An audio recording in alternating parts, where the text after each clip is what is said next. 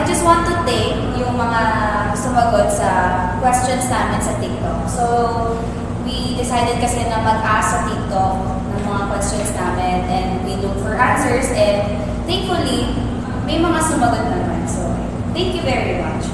So, let's start with our first question. Gaano kahalaga ang ligaw sa panahon ngayon or uso pa? So, hot yung answer niya. Okay. Sabi niya, uso daw sa ating mga babae kasi gusto nila ng maraming regalo saka maganda naman talaga yung ligawan. Kahit walang assurance. Ang sarap daw pakinggan, tas madaling sabihin, pero kapag nasa situation ka na mismo, magagawa mo kayang manligaw pa rin. So what do you think about that? From statement from Mr. Chavez. Thank you very much. Siguro, wag naman natin nilalahat na lahat. Gusto lang is yung regalo, yung material things na ganyan. Yung iba, nagpapaligaw to get to know someone ngayon na kung perfect ba yun para sa kanila or gusto ba talaga nilang pasukan yung relationship doon sa tao na yun. Pero talagang yung sinabi niya, masarap naman talagang ligawan, diba? Yung pina-pursue ka kasi parang pakiramdam mo na sobrang gusto ka talaga ng tao kasi gumagawa siya ng mga efforts na yun para lang sa I personally believe na mahalaga pa rin ang manligaw pero hindi na siya ganun kausok kasi mas magaling pa manligaw mga babae sa panahon ngayon kaysa sa mga lalaki. Personally, believe na mahalaga na. Mas magaling. Mahalaga, at some point agree ako doon sa sinabi niya na mahalaga yung ligaw, yes. At hindi na siya ganun kauso because mas magaling pa rin tayong mga babae kaysa sa mga lalaki na. Pero ayun nga, hindi ka, I agree at some point na mas alam natin, mas kaya natin manligaw kasi mas alam natin kung ano gusto natin. Kahit masabihin natin gusto na natin yung lalaki, I think there is still a need ng courtship kasi nga, doon natin makikita kung talagang deserving yung guy para sagutin natin. Next naman is from Lolo Jose. Ako, hindi uso ang ligaw. Waste of time, love me now and I'll court you forever. Yun. Katulad naman sinabi mo, di ba, na yun nga, waste ng time dahil kung gusto na nila yung isa't isa, there's no point. Kung hindi ka gusto, there's no point kasi hindi ka gusto. So, saan mawawala na talaga yung ligaw? So, ikaw, tingin mo ba? Yung about sa sinabi niya na waste of time na love na with our court you forever. Parang mas gusto nila na yung effort nila is may point na may napupuntahan. Hindi yun yung pointless lang na ligaw-ligaw na ganyan kahit wala ka naman talaga nararamdaman sa amin. So kung nasa relationship na sila, parang pakiramdam nila mas worthy yung panliligaw na effort na ginagawa nila. Kasi nga, nababalik na yung mas binibigay nila. Kung yun yung masasabi pa rin ba natin sincere yung guy sa part na yun? Kung gusto na kaya niya gusto ligawan kapag sila na kasi nasusulian na. I think hindi kasi nga paulit-ulit yung sinasabi na effort yun ng isang guy na ipapakita sa'yo kung gaano ka ka-importante na kahit wala siyang na-expect na makukuha from you is pinapakita niya pa rin yung true intention niya, yung genuine feelings niya nandoon. So mahalaga pa rin talaga yung panliligaw kahit alam mo walang babalik sa'yo. Next naman is yung from Sage. Wag na, Diyos ko, pag may gusto ka, gusto mo rin. Itiretso mo na jowa. Kung may is at least naghiwalay kayo. Hindi yung magpapaligaw ka pa ng matagal. Sayang kasi oras kung lumabas ng baho, hindi sa pa kayo maghiwalay. Ituloy ko lang dun sa answer ni AR, not AR. Kasi connected silang dalawa. Courtship, sayang oras lang yan kung papaasahin lang din. Ano kaya gusto ng courtship for full attention and compliments? So yun, connected silang dalawa kasi yun nga daw, sayang oras, papaasahin lang din. Tapos, kung gusto nga naman daw yung isa't isa po, ito tayo ng answer dito na yun, kung gusto nila yung isa't isa, sila na. So, ganun na nakadali sa panahon ngayon pumasok sa isang relasyon. So, dahil ganun na rin kabilis, ganun lang din kadali mag-iwalay. Yung next natin is from Miss Bea. To prove to the girl that you love her. Yung what is courtship. Yeah. Simple but sweet, short but precise. So, yung kanya, yun ang naman talaga yung point ko kanina pa. Na natumbok ni Miss Bea to prove the girl that you really love her. It is very simple na I hope magets ng iba. Yun talaga yung pinaka-point ng ligaw. Na kahit gusto niya ng isa't isa, meron ka pa rin dapat patunayan ng paulit-ulit din sa tao. Yun nga yung sabi nila, pag mahal mo, mag-aantay ka. Hindi naman yung parang, ano lang yung movie na pwede may pass forward na, ay gusto ko sa part na ganito na, kami na. Dapat, ano siya, parang love kasi parang origami. Takes step by step para makapalit ka ng isang beautiful piece, di ba? Hindi naman yung pwede mag-isip ka ng isang step doon, mag-expect ka na may mabubuo. So, take time and effort talaga. And kung i-connect ko yung answer ko dun sa answer mo na parang movie, na pwede mo i-skip dun sa part na gusto mo. Katulad lang din ng movie, merong ending. Love should last forever. And I can say na it is not true love kung laging nagkakaroon ng reason para mag-end. Next, from Hakdog. So, some of courtship ay naaabuso, kaya kids, huwag kayong magpapauto sa mga babae.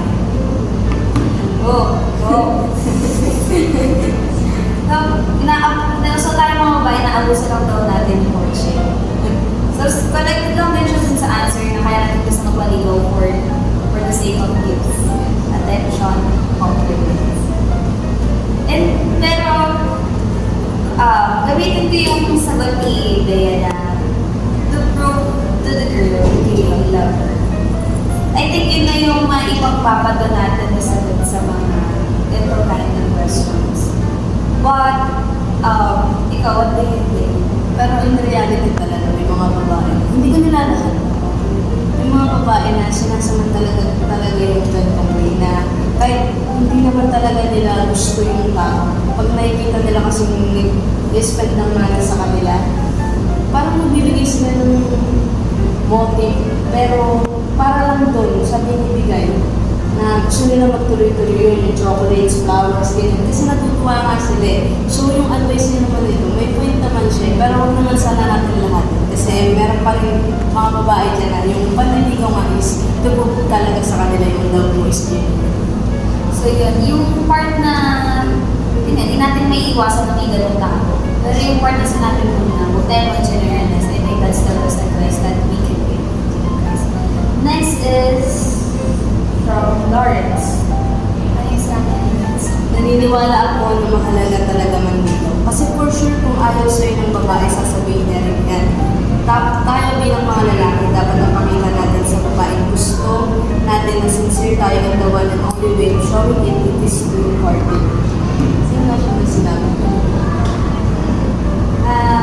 Talagang, at least si Sir Lawrence ay nakikita niya pa rin talaga yung purpose ng ligaw. That for him, it is not a waste of time, but rather a way of showing that the guy is sincere to his chosen girl. Sa babae na gusto ko. Tsaka siya, tama naman siya na sasabihin naman yung talaga ng babae kung hindi ka naman gusto. Kasi makukulot yan din naman yan. Yung pagkaligaw mo na gifts or anything na binigay, makukulitan yan kung hindi ka talaga gusto eh. Kumbaga parang sasabihin niya yan na stop na, tama na gano'n. So, bakit natin kailangan mag-answer yung courtship? Is from Andrea. So, para sa akin, yung ligaw dapat matagal siya, almost a year rin. Tapos, 3 weeks lang kami. Wait na, ano to? Para sa akin, yung ligaw dapat matagal siya. Almost a year daw dapat yung ligaw. Tapos, 3 weeks lang mag-ligaw kami. Wait na, dapat na-abot na naman ang isang buwan.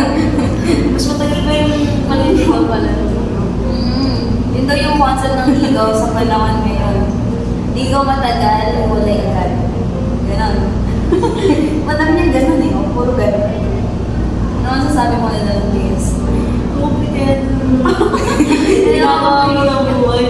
Isipin mo muna ligaw sa'yo for a year, tapos mix lang kayo. Parang wait lang.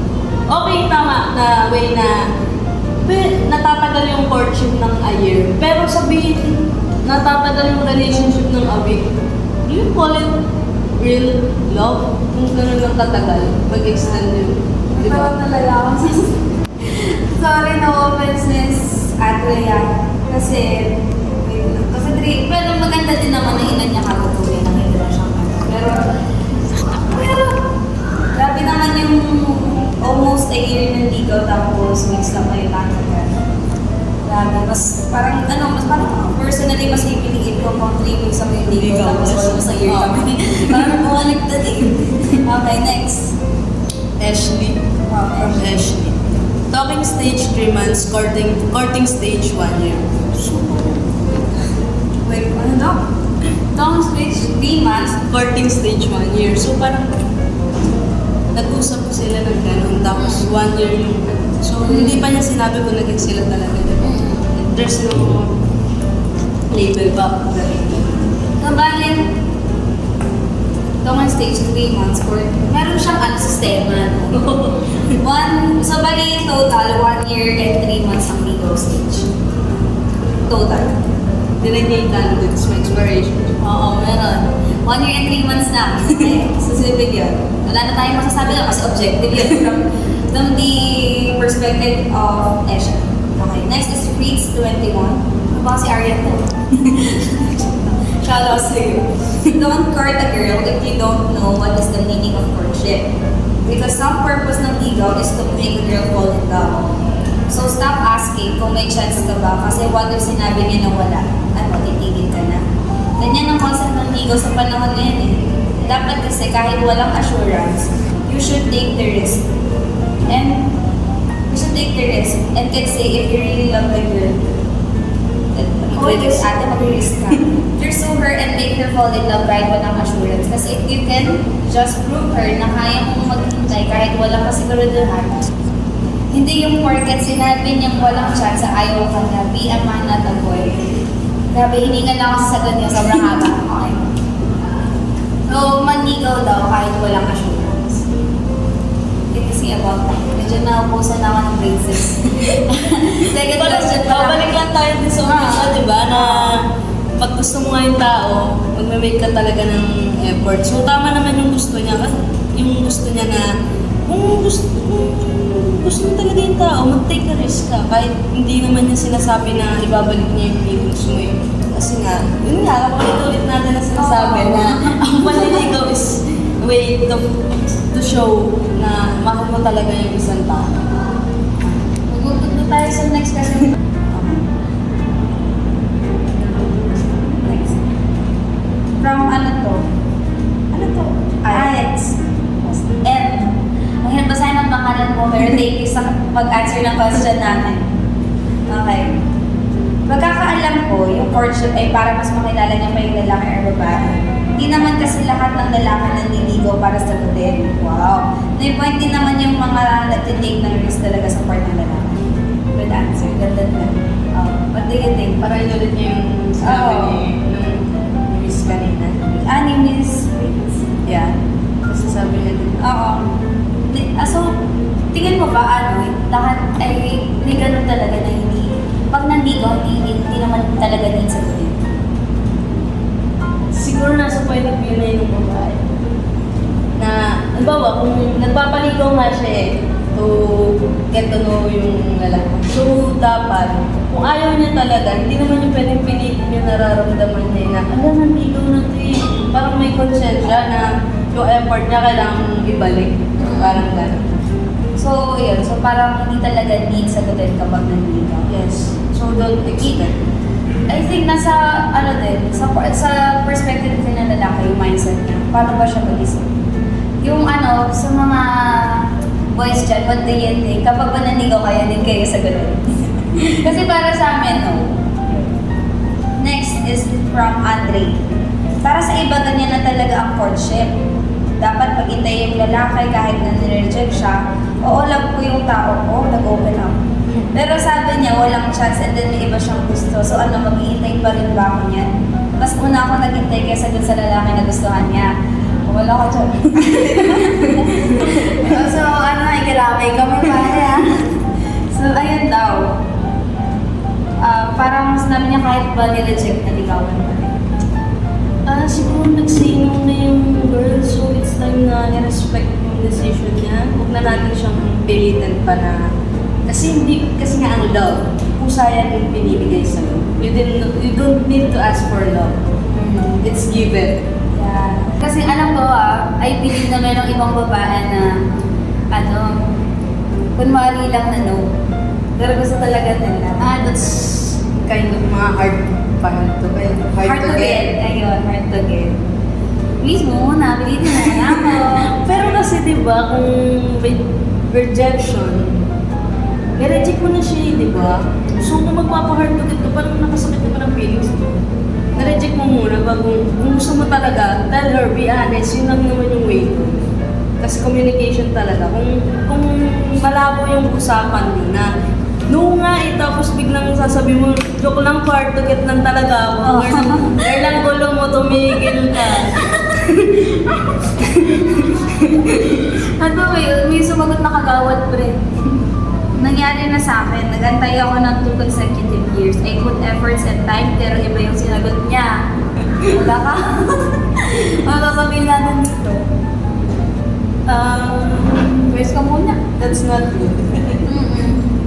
Siguro kung, yun nga yung sabi ko, di ba, na, masakit ng reject. Pero in a way na yung sinabi niya, nagantay siya ng 2 years, girl. Tapos iba yung sinagot siya. Sino ka man. I hope you're in a good place, pero sana hindi mo ginawa yun. Natatawa ko sa'yo. Nalilimatan ka ng podcast to. Okay. Next is from, basa ng ano? The real, I'm sorry. I pronounced it wrong. The real or the real? Yung sa kanya, it is very important na klarong pogi ka, kisa malabong pangit. Wait, so physical appearance na ba saan dito? Hindi. Pag daw, hindi lang dapat pogi ka, dapat klaro ka din. Pero kung pangit ka na, tapos malabo ka pa, umuwi ka na lang, parang gano'n. Yan nga. Hindi kasi parang yung sa iba, pag gwapo kahit malabo, okay lang eh. Kasi gwapo yan eh. Oo nga, wala akong sinabing malabong Oo. Pag dapat klaro na, pogi pa. Oo. So yun yung standard niya. Okay, thank you. So, from Arya, courting someone means earning their love. It doesn't automatically mean or guarantee a relationship. Period. Oo, period, hindi Tapos exclamation. Hindi, pero kasi sa kanya, ganun.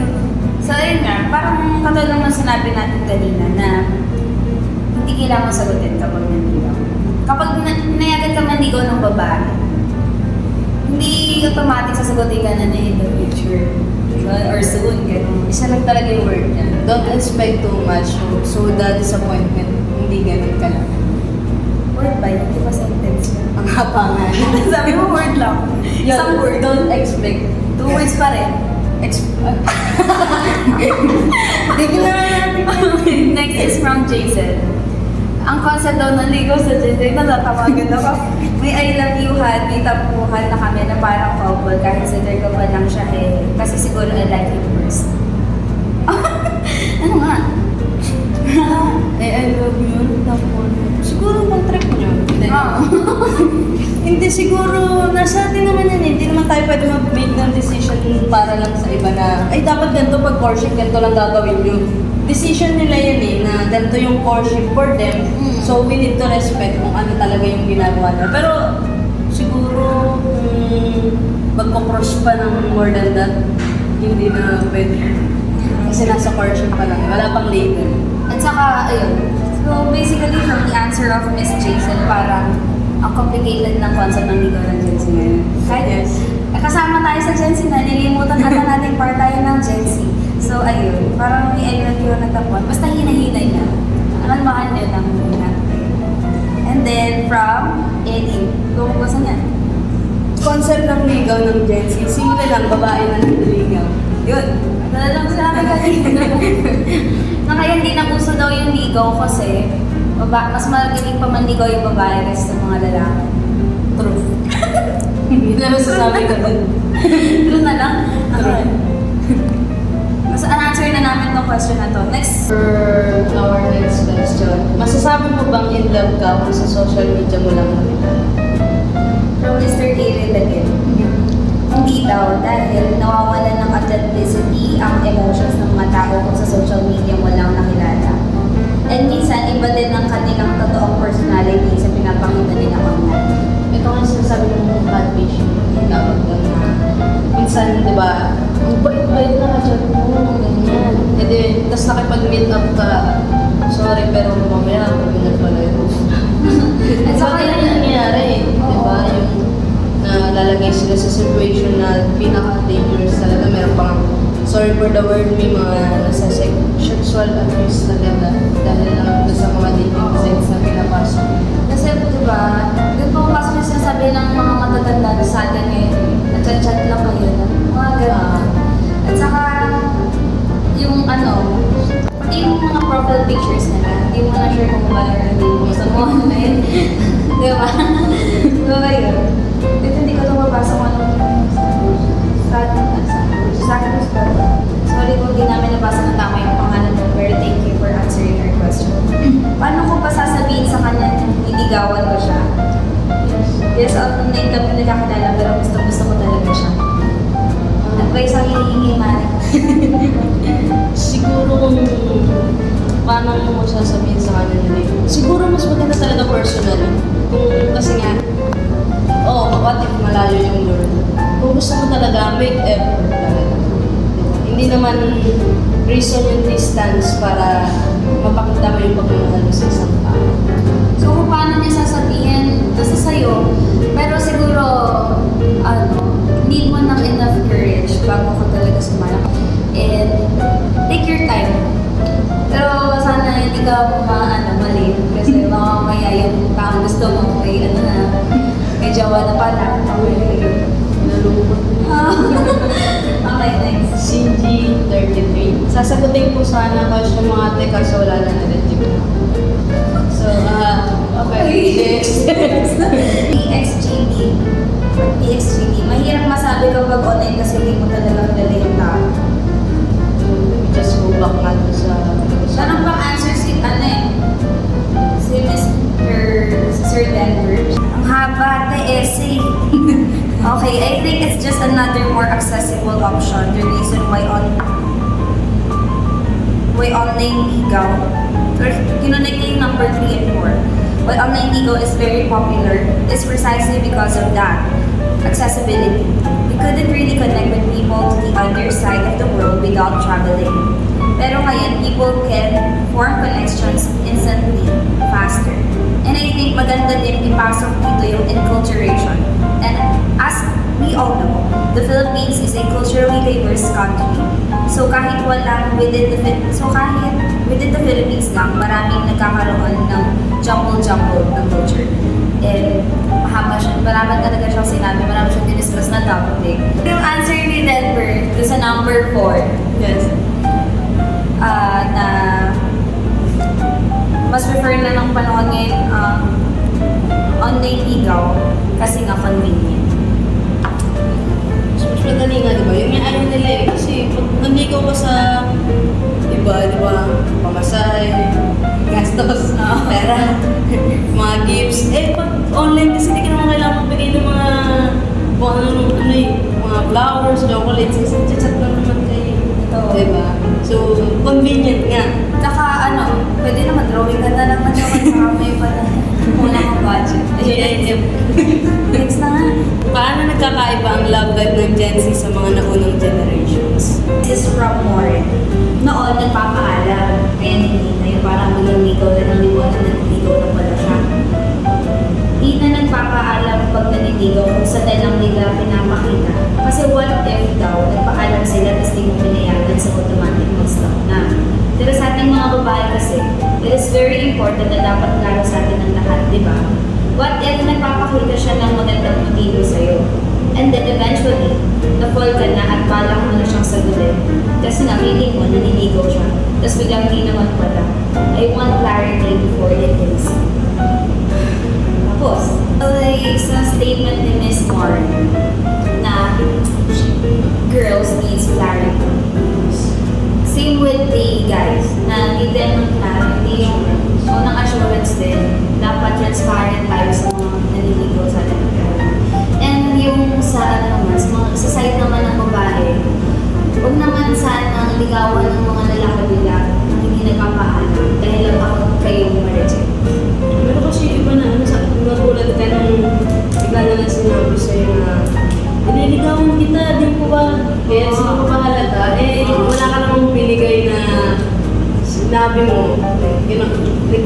honest ka talaga sa kanya. Ano yun? Out of nowhere, matagal na pala ng niligaw, bigla mo na nasasabihin. Yun talaga yung magandang bigyan dito ng ano talaga yung clarity before intimacy. Kasi yung iba ngayon, ano, talagang fast-paced na eh. Gusto nila eh. Diba? Yung kahit wala nang assurance to, kahit ano, pasukan na natin. Yan, kasi nga, ganyan ang Gen Z. Next is from Ashley. To be pursued with the consent of the family is top tier, and the most genuine way to get women's heart, their respect. Parang hira na, siguro kaya ganito na lang yung comment ng mga babae ngayon sa comments, sa questions natin, kasi nga, bihira na yung mga lalaki talagang marunong or nakakaintindi ng concept ko. So, yun. To be pursued with the consent of the family. Iba kasi lakas ng loob ng lakas ng loob ng lalaki is nakakadagdag yun para mapayas yung girls. Tsaka yung iba kasi ayaw talaga doon. Pag sinabi mo, pakilala ko sila, ano ko, di naman ako magpupusto na yun eh. What's the point? Kaya nga isasama para makilala ka ng parents. Huwag mo pang umunahan na, ay bakit ako magustuhan yan eh. E di show them kung sino ka talaga, malay mo, di ba, papunta mo doon, ma-accept ka naman nila. And mas na-appreciate yung girl na willing ka na ipakita din sa parents nila kung ano yung pinapakita mo sa kanila. It means open ka na maging legal yun pati sa parents mo. Respeto kasi yun talaga in both parties. Magandang point yun. Na talagang hindi dapat pangunahan yung opinion ng family. Kasi it really matters. And naiintindihan naman sa side ng lalaki baka sila kinakabahan, diba? Normal lang kabahan pero huwag pangunahan. Ayun. From Jason. Pag nagliligawan ngayon or in other words, dating imposible. Wait, sorry for the word. Di nagbebembang yan.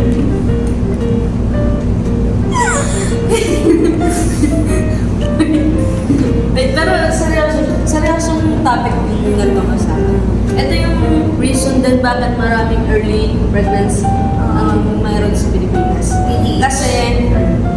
Kasi yan na yun eh. Bawa pagka masyadong magpusok ang kabataan. Wow. Yes, marami kasama dyan. Yes. Marami silang gustong i-try na what if gawin natin to, wala namang masama, di ba? What if hindi naman yan, isang beses lang naman, hindi yan. Pero yung that one time, maraming consequence na mangyayari.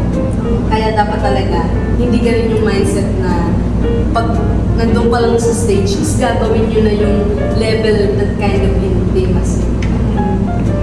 Kasi siguro iwasan din hanggat kaya, hanggat maaari, iwasan natin yung pagiging puso. Mas okay na pag-isipan muna natin. Kasi di ba sa panahon natin ngayon, grabe na yung pagpapahalaga sa education. So kung ganito lang yung gagawin natin, parang nawalan din ng system, education. Parang you're not acting like an educated person. Are you in favor with the concept of situationship or no label kind of relationship? Ano yung first Answer from Mr. Aiden Barag. For me, di ako in favor sa ganyan na relationship dahil in the long run, maaaring magkaroon ng misunderstandings between the couple. Can you say about that? Hindi talaga, kasi kanina nga yung sinabi niya, di ba? Clarity muna, bago intimacy.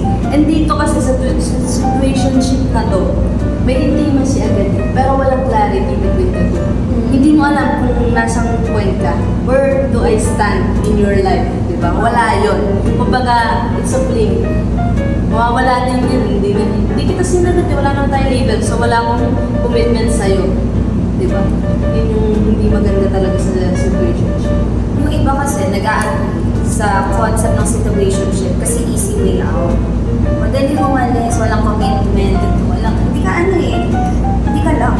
So, malaya ka pa rin, pwede ka makipag-situationship, pwede ka makipag-relasyon sa marami. Kasi nga, situationship lang. So, ito naman, answer from Sir Denver. I am leaning more to know.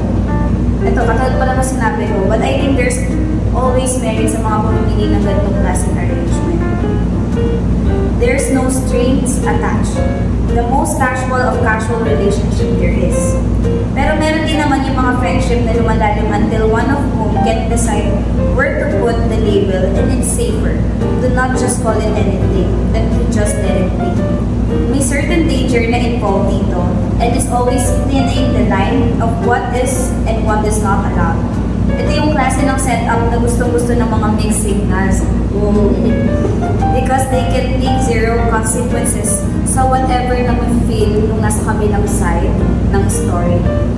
Sa situationship, talo yung unang mag-fall. That's true.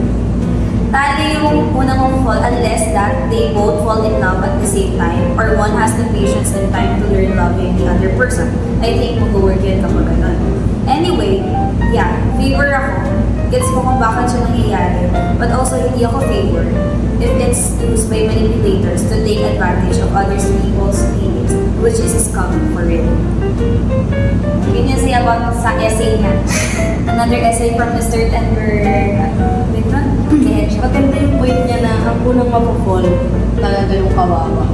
Kasi what if hindi pa pala nandun na level yung isa? Di ba? Ito yung may masasaktan hindi. Maganda nga naman talaga yung ending kung paano kayo mapapol, di ba? Pero kung ayaw mo na masaktan ka, huwag ka na lang pumasok in that kind of situation. Eh, teka naman mo, kasi parang gusto ko nang kamusta yung videographer. Hindi makikita na yung reaction niya. Sasaktan na siya. Sasaktan na siya. Parang nakikinig ko yung camera. Okay. Next answer is from Siki. Dapat clear intentions tas pogi. Oo, ganito. May kilala ako. No, clear intentions. Well, tama yung sinabi niya na clear intention. Pero hindi naman kailangan Diba? Bonus na lang yun. Next is from Scarlett. Di ako okay sa relationship.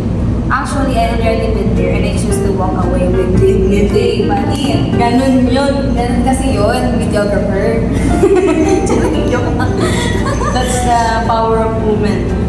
To walk away with dignity. Hindi mo kailangan i-down yung sarili mo and to settle for less para lang doon sa kind. Malay mo mas may better na kaya magbigay ng love na hinahanap. So, yun nga, God will never remove something without replacing it with something better. And so, to walk away with dignity, I think top tier yun. Kasi hindi mo kailangan ipagpilitin yung sarili mo. Kung ayaw niyo sa ito, eto, from DAD, there is always another girl daw. Pag situation. Oo, kasi nga parang ayaw niya mag-put ng label. So, bakit? Diba? That's questionable talaga. Yun ang masasabi ko, yun ang masasabi namin din kasi totoo yun. Meron namang situationship, relationship enjoyer, pero loyal. Oo. May ganun pa rin naman. Pero kasi talaga iba na Oo. mag-commit. Tapos kasi gusto ng marami. Oo. Parang nag-enjoy sila sa more attention gano'n. Yes. And then ito, from Ube. In every situationship, dun mo mapatunayan na totoo yung line na he fell first but he fell harder. Yun nga, katulad ng sinabi ni Denver na kapag mo na-fall, talo ka. So, ayun, sa situationship, dapat hindi ka madaling mabubigay. Oo. Hindi nga daw siya, situationship is not for the weak nga. Oo. Not for the weak talaga. Kung mabilis ka ma-attach, hindi ito para sa'yo. Kasi una kang masasaktan. Wala kang iiyak. Oo. Hindi nakakay. Next na. Grabe. From Shemai. Takot sa commitment. Ayun, sige, sinabi ko. Yes. Next is from Selma. Being in a situationship made me feel like I was just a placeholder until the right person showed and my time was over. Pwede. Maganda yung sinabi niya yun na parang ano ka lang, reserva. Oo, parang Hindi pa ako ready. Yes. Parang, ginawa ko ng practice round. Oo, at saka yung kapag, anong tawag dun sa hintayan ng Stop over. terminal. Thank you sa audience namin. Ano ka lang, passenger ka lang, bababa ka, pag dumating ka na sa destination. Hindi ka permanent. Temporary ka lang. Ang dami na sinabi mo sa kanila sa lipa, hindi ka qualification pa ba to? Okay, next is from... Ikaw nga ko. From EP.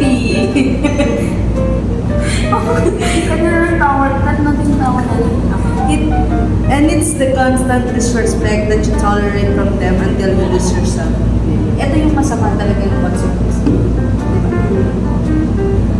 Ano yun, pag binagbigay ka ng sobra sa situationship, uubusin ka lang. So, I think kung magbibigay ka man ng effort sa concept, ganong concept ng relationship, mas tawag dito, dapat hindi muna masyado.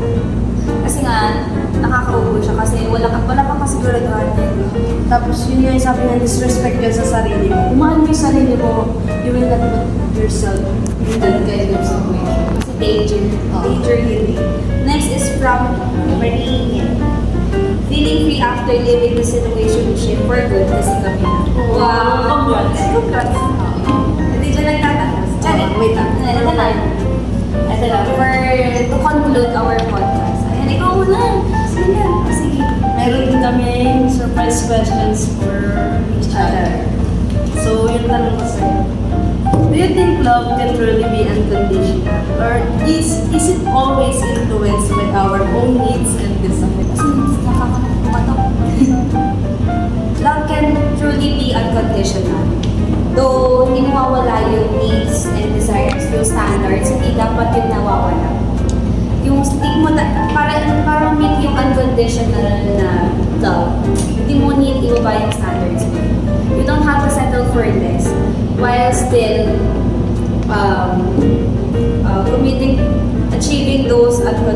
achieving this kind of unconditional love. Unconditional love is real. Yun na yung masasabi ko. I am, tawag dito? Hopeless romantic.